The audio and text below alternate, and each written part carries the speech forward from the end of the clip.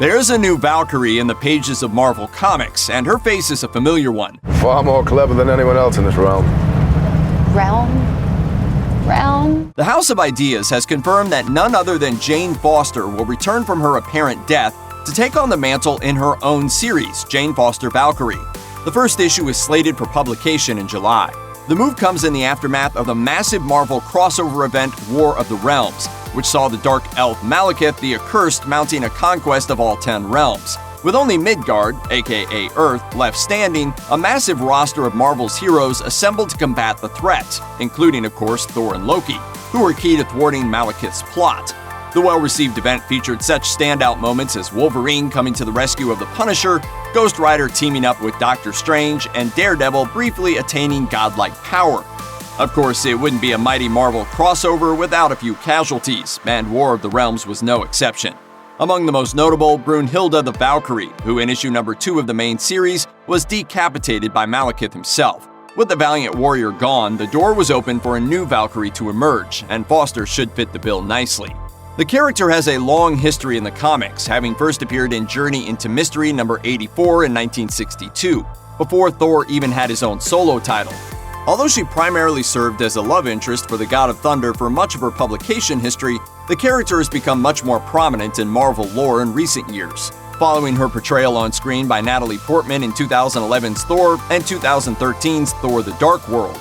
Marvel decided that it was time for her to take the spotlight, and in 2014, she did just that in dramatic fashion.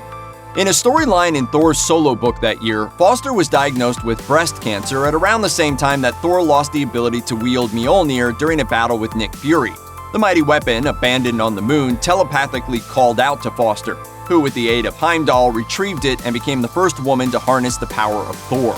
Foster held down the mantle for a number of years, but unfortunately each transformation into Thor resulted in her cancer progressing at an accelerated rate. She eventually succumbed to the disease after a brutal battle with Mangog, the physical manifestation of the collective hatred of a race which was slaughtered by the armies of Asgard in centuries past. But she was revived by Odin in recognition of her valiant efforts against the forces of evil. She then convinced Thor to reclaim his title, focusing her energies on battling the disease which still threatened her life. Given her experience wielding the power of Asgard's mightiest warrior, Foster is a brilliant choice to take on the mantle of Valkyrie. Marvel's publication arm seems to increasingly be taking its cues from the outrageously successful Marvel Cinematic Universe, a trend illustrated by this latest move. It's safe to say that Jane Foster's name recognition skyrocketed thanks to her inclusion in the MCU, and the Valkyries themselves weren't exactly household names until Tessa Thompson's portrayal of the last surviving member of Asgard's elite all-female fighting force in 2017's Thor Ragnarok.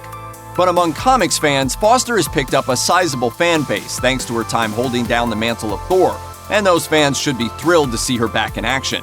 We'll see just how hard Mighty Marvel hits the sweet spot when the first issue of Jane Foster Valkyrie hits stands in July 2019. Check out one of our newest videos right here. Plus, even more Looper videos about your favorite comic book characters are coming soon. Subscribe to our YouTube channel and hit the bell so you don't miss a single one.